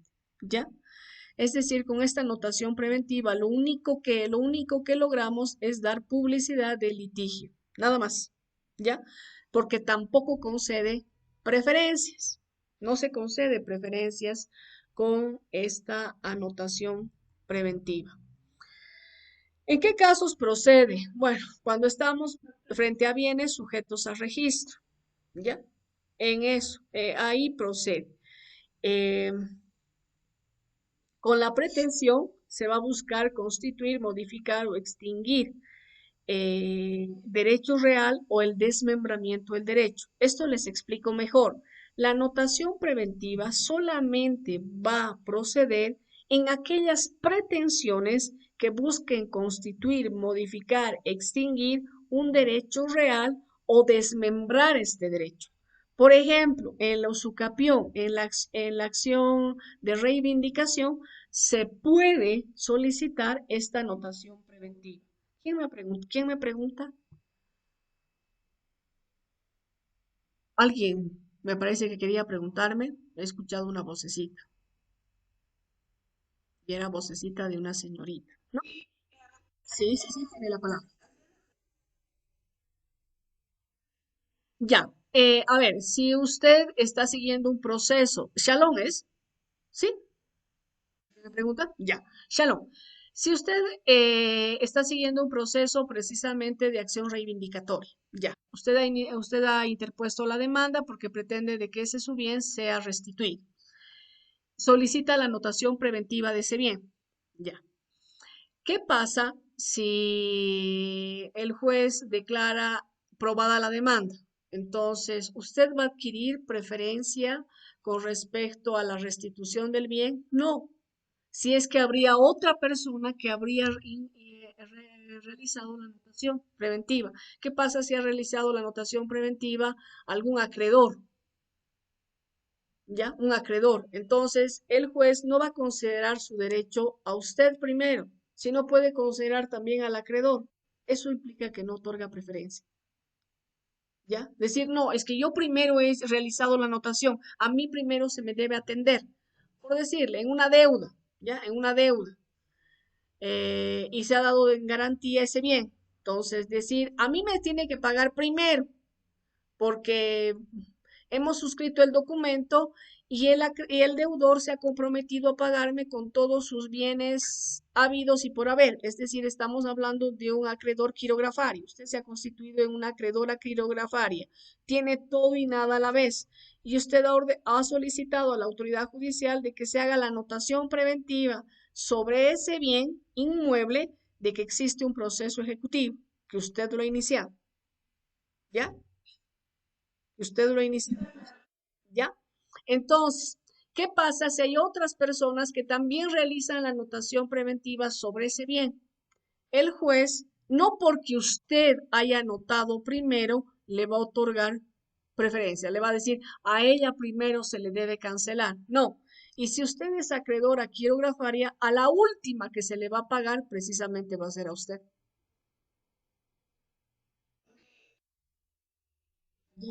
Espero, ya. ¿Cuáles son los datos que debe contener esta anotación preventiva de la orden donde dispone la anotación preventiva? Bueno, debe contener el nombre de las partes que están dentro del proceso, cuál es el objeto de la demanda, la naturaleza de esta, cuál es la situación de los bienes y si se cuenta con un número de matrícula, con un dato de registro, pues hacer conocer esta información en esta orden que va a emitir la autoridad judicial. Eso es todo lo que nos dice el código respecto a la anotación preventiva. Por si acaso, tiene vigencia de 2 años, que se puede pedir la ampliación por un año más. Entonces, como ustedes podrán percatarse, no tiene el carácter de permanente la anotación preventiva. Tiene vigencia 2 años y se puede pedir la ampliación por un año más. Pasamos al embargo preventivo. ¿Qué es el embargo preventivo? Bueno, con este se pretende limitar el uso y el goce del bien para asegurar la eficacia de la sentencia futura. ¿Ya? ¿Cuándo procede el embargo preventivo? Bueno, no va a proceder en todos los casos, por si acaso, sino cuando el deudor no tiene domicilio dentro del territorio nacional, cuando habiéndose demostrado la existencia del crédito, no está garantizada no está garantizado su cumplimiento, es decir, el pago. Cuando estamos frente a un proceso de reivindicación, nulidad de testamento, división de herencia, cuando el coheredero, condómino o socio eh, tiene presupuestos de la demanda de que no se va a cumplir el contrato de compraventa. Por ejemplo, ya en esos casos, cuando estamos frente a coherederos, cuando estamos frente a condóminos o socios, ¿ya? Se puede plantear se puede solicitar este embargo cuando se ha planteado la demanda para el cumplimiento del contrato de compraventa. Ya no sé si alguno de ustedes me decía, ¿es cumplimiento? Sí, hay la demanda de cumplimiento de contrato de compraventa. En esos casos va a proceder el embargo preventivo. No se da siempre, ya. Antes se solicitaba nomás, pido el embargo, el secuestro, todo pedíamos. Ahora no, debemos cumplir ciertos requisitos. ¿Cuál es el procedimiento para este embargo? Bueno, Se solicita la medida. El juez la va a conceder sin noticia del deudor. Va a ordenar que se libre el mandamiento de embargo. ¿Quién la va a ejecutar? Va a ser el oficial de diligencias, que va a levantar un acta, ¿ya? Del embargo, el inventario descriptivo y evaluativo del bien. Es decir, se tiene que señalar las características de este bien y más o menos cuál es el valor del bien embargado. No se olvide, se tiene que señalar, ¿ya? ¿Cuál es el valor? Ahora, en algunos casos vamos a necesitar de un perito para que determine el valor de este bien. Luego se deberá señalar en el acta, se debe señalar las generales del depositario, que generalmente viene a ser el deudor. Y este deudor va a adquirir responsabilidades, ya sean tanto civiles como penales, si pasa algo, si le pasa algo a este bien embargado. ¿Qué sucede si el embargo se produce respecto a bienes inmuebles? En esta orden, en este mandamiento de embargo que da el juez, se debe dejar constancia de que existía la atribución o la facultad de allanar, ¿ya? De allanar el mismo. Se debe establecer en esta acta si el deudor no estaba presente. También se debe establecer en esta acta de embargo si ha existido resistencia y cuáles son los nombres de las personas que han ofrecido esta resistencia para evitar que el funcionario ingrese al bien y realice el inventario. ¿Ya?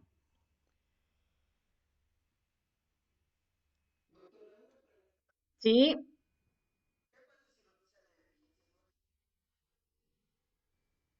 puede ser observado por la parte, puede observar la parte, señalando de que el oficial de diligencias no ha considerado determinados bienes, por ejemplo, o no ha especificado cuáles son los ambientes del bien inmueble que ha sido embargado.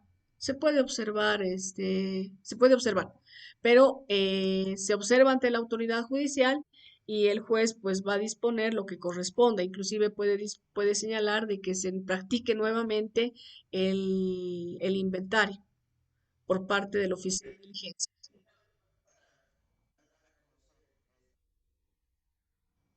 Perdón, no le escuché, Cristian. Digo, Yasmani, ¿qué dijo?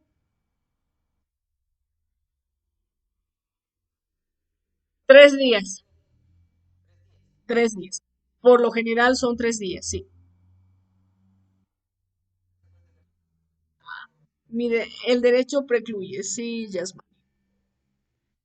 No puedo hacerlo después de un mes. Ahora que me acuerdo, falta esto. No, ya no puedo hacer eso. Ya no se puede. Tengo plazos. Ya. Yupi, yupi.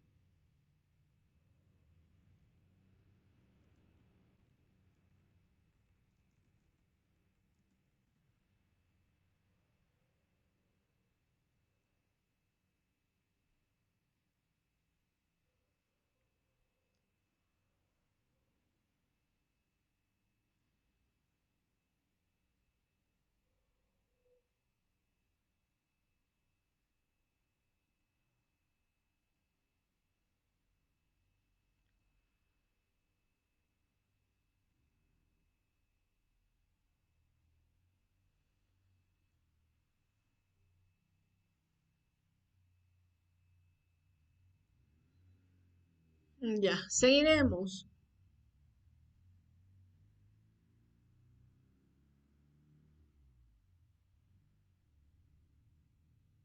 Seguiremos. Les decía, hay bienes inembargables. ¿Cuáles son esos bienes inembargables? Bueno, son los sueldos, los salarios. Ahora, salvo en caso de asistencia familiar.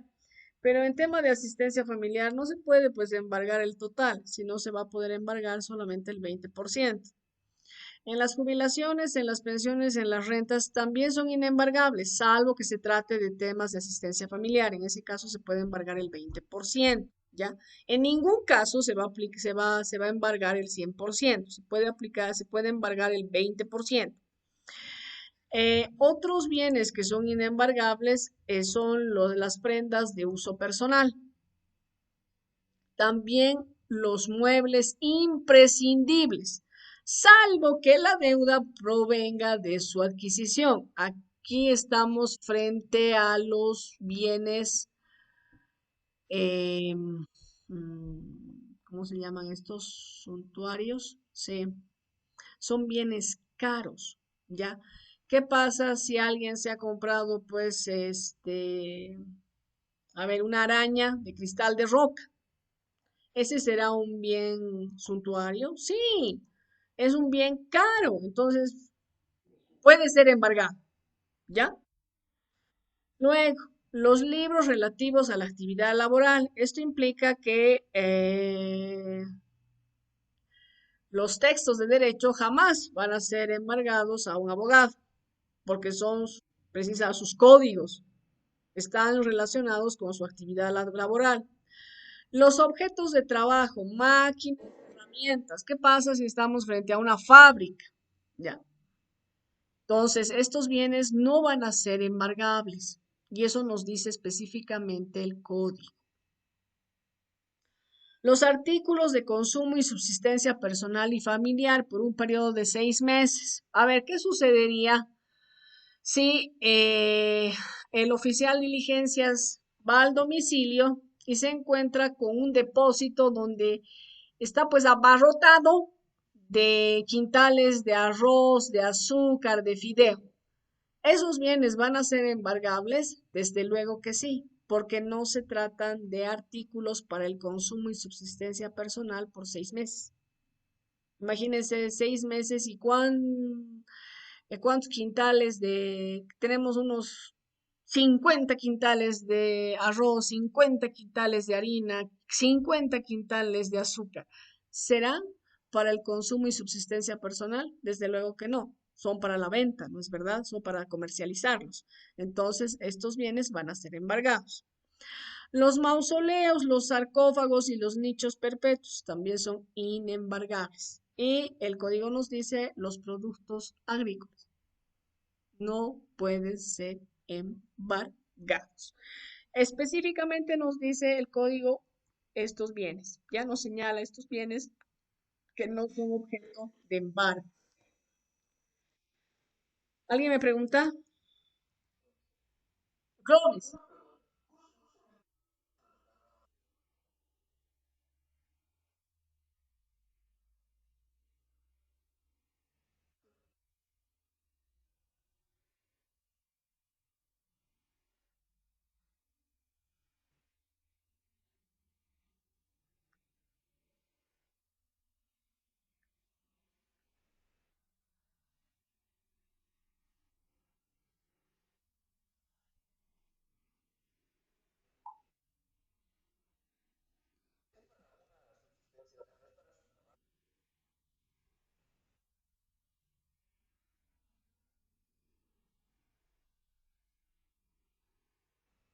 A ver cómo desaltarse esa parte. A ver cómo desaltarse esa parte.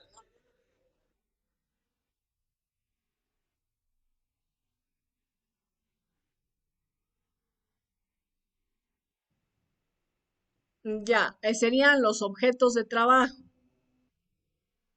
Entonces, bueno, dependiendo, usted me acaba de señalar de que es panadero, puede ser pastelero. En ese caso sí va a ser un bien inembargable porque es su fuente de trabajo. Si se está pidiendo de que él cancele una deuda, no se le puede pues limitar el derecho a trabajar, ¿ya? Sí,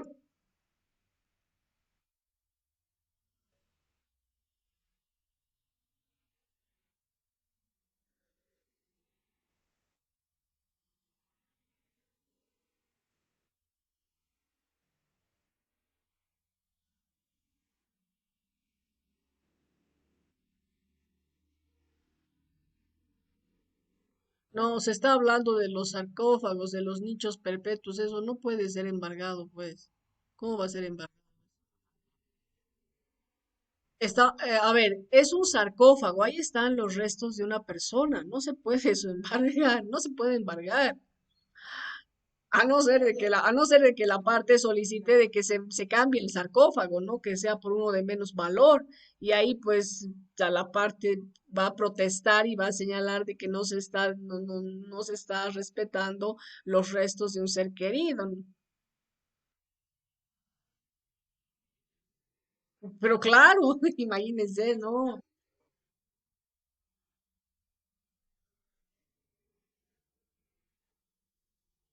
Ya,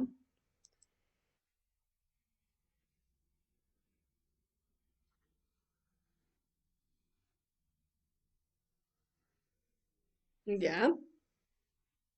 ¿Y el juez qué ha dispuesto? ¿O no, o no?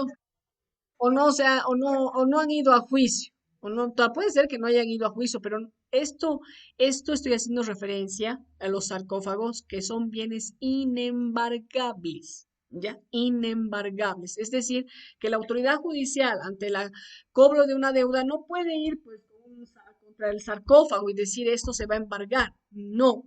Precisamente por el sentido que tiene. Si estamos hablando de un sarcófago que contiene los restos de una persona, no corresponde, ¿ya? No es, no es ético el hacer eso, ¿ya? Señala, ¿y ahora dónde? Entonces, bueno, pues vamos a derramar los restos del ser querido en las orillas del lago Titicaca. Hay gente que le encanta eso. Dice, ay, yo quiero que mis restos los vayan a dejar al lago Titicaca, así para que mis restos, los pececitos se los digieran, ¿no? No sé.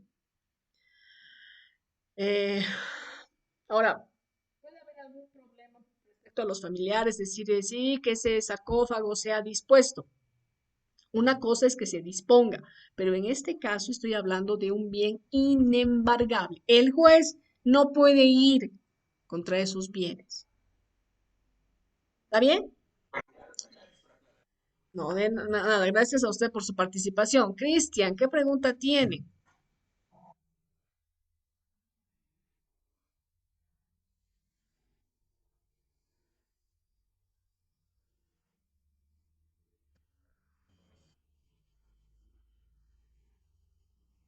No, ese es un bien embargable, es su casa, la oficina también. Otra cosa serán sus textos, Cristian, sus libros. ¿Qué pasa si tiene la colección de su mes? Igual, pero tiene mesineo, tiene mesineo, tiene a mesineo. Imagínese, tiene el compendio de mesineo. Esos bienes no pueden ser embargados. Puede ser embargado con restricciones, ciertas limitaciones al embargo. Es decir, él va, entra a trabajar, entra a las 8:30 y se va a las 5 de la tarde. Puede hacer eso. Puede restringir la autoridad judicial el embargo. Puede limitar, ¿ya? Es lo mismo que sucede con un taxista, por ejemplo, Cristian. ¿Qué pasa si es el único bien que tiene y la parte solicita embargo de ese bien porque presta, bueno, el embargo de ese bien porque es el único que tiene el deudor? Y el deudor alega de que con ese bien, con ese vehículo, presta un servicio público, es taxista. Entonces el juez va a ordenar el embargo, pero con ciertas limitaciones. Esto implica de que el deudor va a poder utilizar ese bien. Ya, utilizar. Puede- exacto. Ya. Ah, si es un bien ganancial, desde luego que sí, pues Cristian, es un bien ganancial. Pero igual, tiene ¿cómo se llama? Es un bien ganancial, entonces el 50% le corresponde a la esposa. Ahora, qué puede hacer qué puede hacer Ahora, ¿qué fue? No, no, no, no es así, Clovis.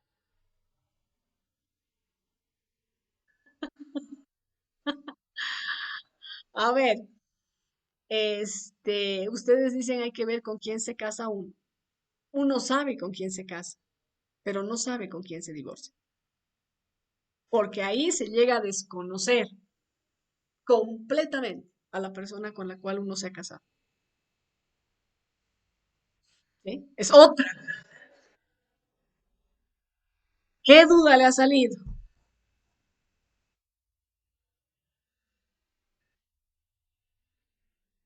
Sí, sí, Yasmani.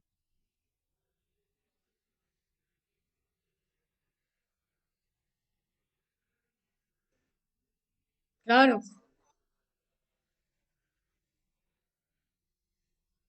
No, no, no. Es que ese bien ya es un bien suntuoso. Y ese bien, claro que se lo puede embargar. En nuestro sistema jurídico, Yasmán, se lo puede embargar. Otra cosa es que no se pueden embargar las prendas, por ejemplo, las prendas de uso, las prendas de vestir. Ahora, a no ser de que en esas prendas de vestir haya pues no sé, pues un terno valuado en no sé cuánto, ¿no? Por decirle en $1,000, porque tiene fibritas tiene hilachas o fibras de oro, tiene hilo de oro. Eso sí se puede embargar porque es un bien suntuoso, es decir, es un bien caro, ya, aunque lo, ya, ojo, lógicamente el funcionario le va a pedir de que se cambie, tiene que cambiar. Ni modo de que diga, ese es lo que tengo, es lo único que tengo, imposible, ¿no? Imagínense decir que es lo único que tengo, no le va a creer, el funcionario le va a decir, por favor, tiene que cambiarse. Porque tiene esto y esto está evaluado en $1,000. Le va a ayudar en cubrir la deuda, en algo, ¿no? No se olviden, hay que hacer la diferencia. ¿Qué pasa si uno tiene sus cubiertos de plata? ¿Qué hace? ¿Se embarga o no se embarga? Exactamente.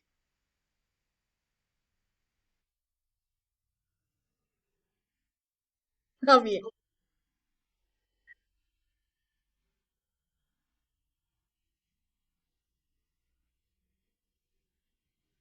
No más cercano, sino aquellos bienes que puedan llegar a cubrir la obligación. Sí. A ver, imagínense, no, a ver, ¿qué ejemplo les puedo dar? ¿Qué pasa si se tiene un florero de cristal de roca y se tiene tres floreros? Uno de cristal de roca, uno de vidrio y otro de plástico.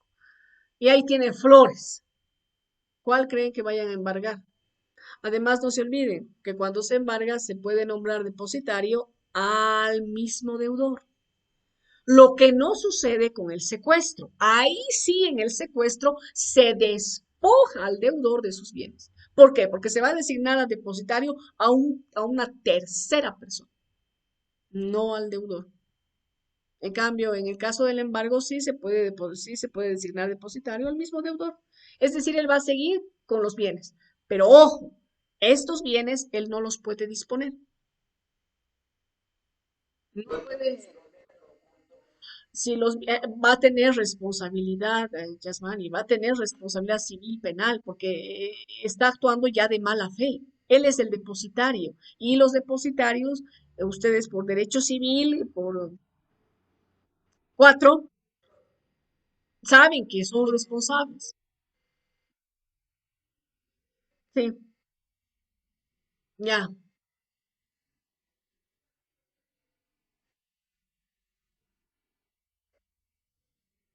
ya, ya,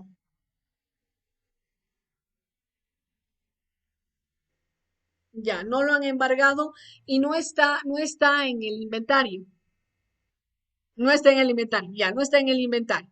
Perfecto. Entonces, si no se llega si no se toma conocimiento, si el juez no llega a tomar conocimiento, tampoco el acreedor, no va a pasar absolutamente nada. Se salió con la suya el deudor. Ay, ay, ay, joven, se me están preocupando, van a hacer eso. Ya, sí, ya me está preocupando, Yasmani. Ya, ¿sí? El sueldo, bien ganancial.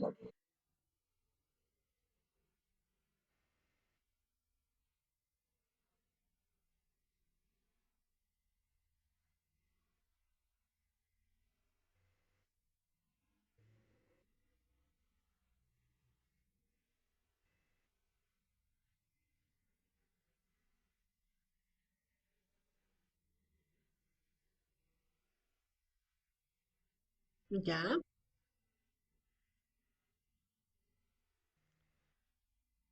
ya.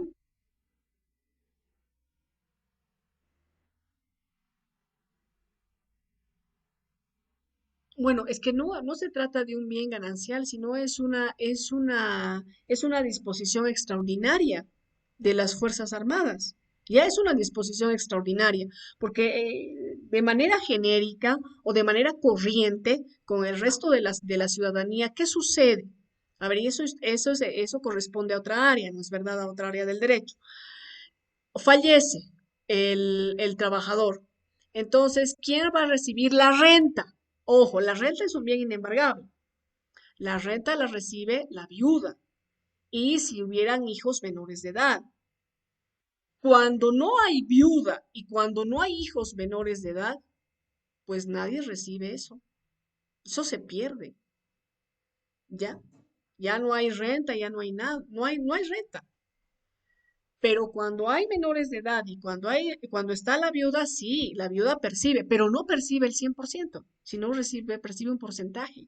Entonces es diferente, este, Rafael. Ahora, en el caso de las Fuerzas Armadas, es algo extraordinario. Ahora, ¿a quién le corresponde? Pues el salario. Es a la esposa. Otra cosa será que el miembro de las Fuerzas Armadas, el que falleció, haya sido alegre y haya tenido un montón de queridas. Pero ojo, las queridas no tienen ningún derecho. A no ser que éstas tengan hijos. Y si tienen hijos, ahora, si tienen hijos, entonces a los hijos se les solicita de que se les dé un porcentaje, porque el salario del fallecido tiene que ir de manera prorrateada a todos bueno, a la esposa, pero también a los hijos si son menores de edad. Se les tiene que dar un porcentaje. Ya le digo, no es un bien ganancial porque tiene otra connotación, porque ojo, los bienes gananciales se refieren a aquellos que han sido adquiridos por ambos cónyuges. En lo que usted está señalando el salario, ¿acaso ha sido adquirido por ambos cónyuges? Por más que la esposa diga, yo he ayudado a que él estudie, no sirve. Claro, no, eso no sirve. No, no, no sirve. Ya no es. Un bien ganancial será pues un vehículo, una casa, que con el trabajo de ambos, inclusive ni siquiera con el trabajo de ambos puede ser. ¿Qué pasa si solamente el esposo militar ha trabajado y la esposa ha sido, bueno, ama de casa, ¿no?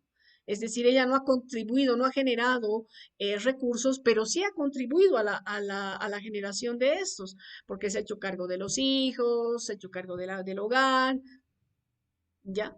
Pero el bien inmueble, la vivienda sí es un bien ganancial, todos los bienes que adquieran, pero el salario bien ganancial, ni modo de que la esposa diga, cada día me tiene que dar el 50%, a no ser, Rafael, de que la esposa tenga alguna discapacidad, tenga alguna enfermedad.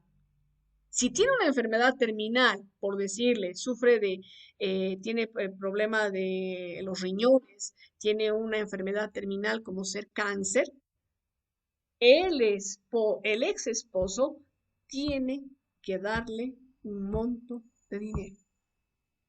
Es el juez el que va a fijar, pero esto ya se fija como una asistencia familiar a la esposa. Reitero, cuando ésta sufre de alguna discapacidad o tiene alguna enfermedad y que ella no puede trabajar. Imagínense alguien que sufre de cáncer. ¿Va a poder trabajar? No. va a tener que va a tener que someterse a quimioterapias, quizás a una cirugía, y puede ser que pese a ese tratamiento no llegue a sanar la persona, no llegue a salvarse. Entonces, mientras esté con vida, el ex esposo va a tener que generar, al igual que la ex esposa. ¿Qué pasa si bueno, en algunos casos la mujer genera mayores ingresos, ¿no? Entonces va a ser la ex esposa la que va a tener que pasarle la asistencia familiar hasta que, bueno, hasta sus últimos días, ¿no? O hasta que contraiga un nuevo matrimonio. Pero si estamos hablando de una enfermedad, de que padece de una enfermedad y una enfermedad terminal, no creo que realmente, ya sea varón o mujer, tengan el interés de fijarse en otra persona, ¿no? No creo. ¿Ya? Pero no me confunda, no me confunda. Pasamos al secuestro, ¿sí?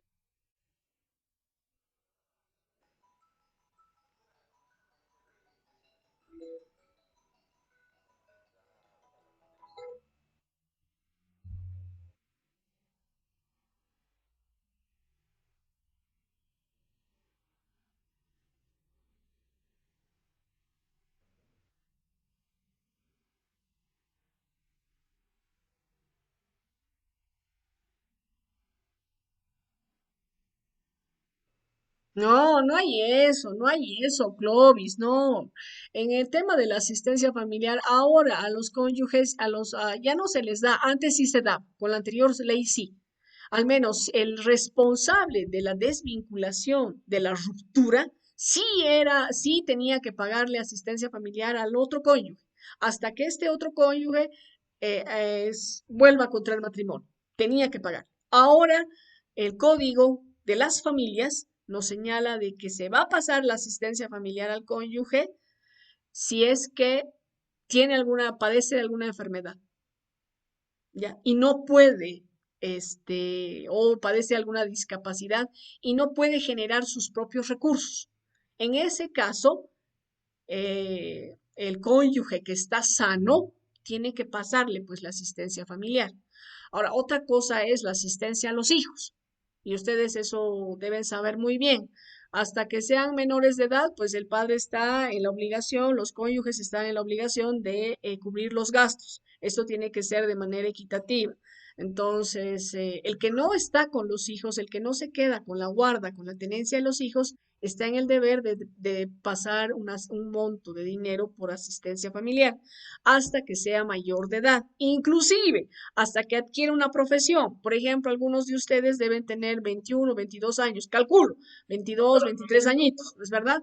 Entonces, aquellos que tienen esta edad, pues sus padres deben seguir pagándoles porque están adquiriendo una profesión, están estudiando en la UNICEN, entonces van a ser abogados. El progenitor tiene que seguir pasándoles la asistencia, ¿ya? Ahora otra cosa será de que el mayor de 18 años pues se dé a la vida contemplativa, no quiere estudiar nada, ahí sí el progenitor que estaba pasando la asistencia puede decir, solicito a la autoridad judicial que se extinga esta obligación, que ya no se le dé, que ya no le dé la asistencia porque no está estudiando. Ahí el juez juez de el juez de familia puede disponer esto. ¿Ya? ¿Está bien? Ya,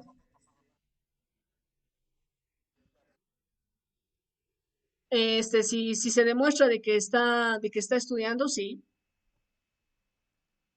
sí, se puede. A la hora, perdón, hasta los 25 años.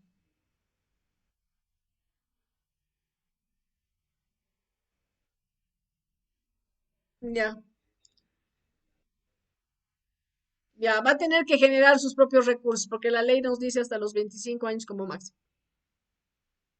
Por eso es que hasta antes de los 25 tienen que salir profesionales, para que no tengan ningún inconveniente.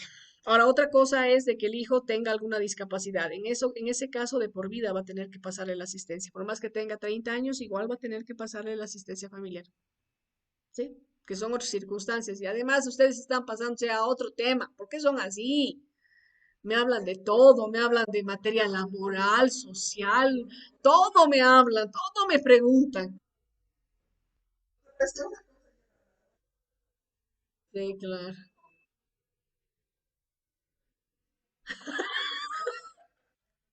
Ya, muchas gracias, jóvenes. Lamentablemente no he terminado el tema, pero no me van a cambiar de tema, no me van a cambiar de materia. Desde la próxima clase, al que me cambie de materia, no le voy a contestar. Les voy a decir cualquier cosa, por favor, en mi oficina. Así les voy a decir, jóvenes, porque ustedes me hablan de varias cosas y no avanzo en lo que tengo que avanzar. Ojo, y esto no es civil, es familia. Lo que ustedes me han hablado, lo último es familia. Y ahora, si les hubiera, antes del nuevo código, antes de la promulgación y que se ponga en vigencia en pleno el código de las familias, sí les hubiera aceptado, porque antes muchos procesos familiares se tramitaban con el código de procedimiento civil. Ya, por ejemplo, el divorcio se tramitaba como un proceso ordinario y seguía las reglas del Código de Procedimiento Civil. Ahora ya no es así. Ahora tiene su propio proceso, ya señala qué trámites son, si es extraordinario el proceso de divorcio o es un trámite especial, se establece, ya. Entonces, ojo, no les voy a aceptar si me hablan de otras materias. A no ser que me traten de hacer una comparación, que me diga, por ejemplo, en materia penal es así, en esto, ¿cómo es? Les doy un ejemplo, al menos en el tema de los recursos, en el recurso de revisión de sentencia. Que ustedes me hagan esa comparación, va. ¿Por qué esa comparación? Porque hay una relación, desde luego que sí. En el proceso de revisión de sentencia en materia civil solamente se tiene un año, en materia penal es indefinido. Por ejemplo, no que ustedes me hagan esa comparación y me digan, ah, pero en materia penal es así, entonces en civil es así, solamente tenemos un año. Sí, vale. Porque después a sus compañeras las confunden y sus compañeras salen mareadas de mi clase y al final dicen, solo sé que nada sé. Y eso no está bien. ¿Qué? Una correlación entre materia civil y familia. Ahora ya no, pues, Lisandro, ya no hay una correlación. Es diferente. Y ahora ya les tomaré lista porque hay algunos que recién se están acoplando, como Shalom. Ay, Shalom, ¿qué haré con usted? No, faltando un minuto. No, no, hasta he mandado al grupo de WhatsApp, les he mandado el link, les he puesto. No, hace rato.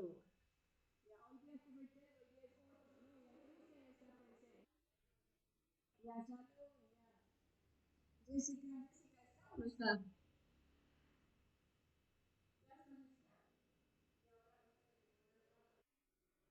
Lo que vale es que esté hasta el final. Lo que vale es que esté hasta el final. Estoy llamando lista. Jessica no está, ¿no?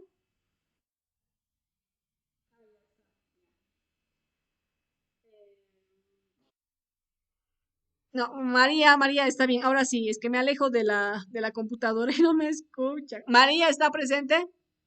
No está, ¿no? Gretzel está, Gretzel.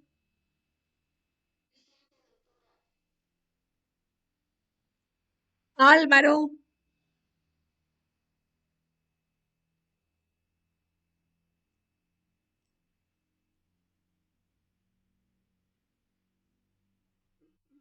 Carolina,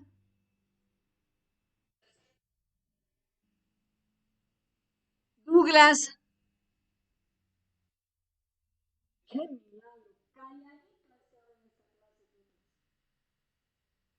Erika, Quispe,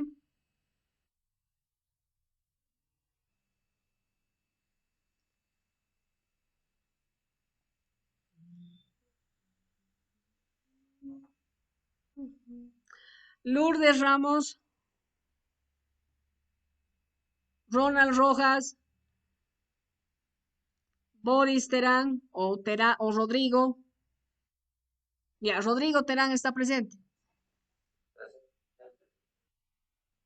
Ya, Rodrigo, primera vez estoy escuchando su voz. A Rodrigo, a Erika. Escucho sus voces cuando me dicen presente. La próxima clase les voy a hacer participar, al igual que a Daniela, porque Daniela igual no conozco. cálida voz. Ay, va, disculpa, ¿qué pregunta tiene? Rafael. Sí, Rafael, digo, ¿qué pregunta tiene Rodrigo Terán?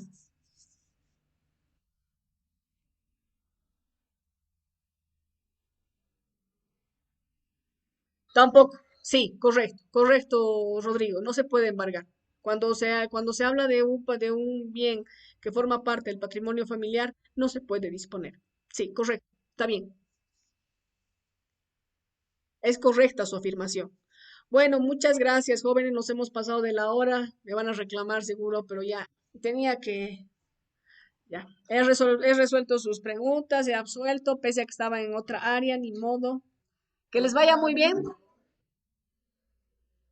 Cristian, yo sé que está presente, Cristian. Yo sé que usted está presente, Cristian. ¿Quién más?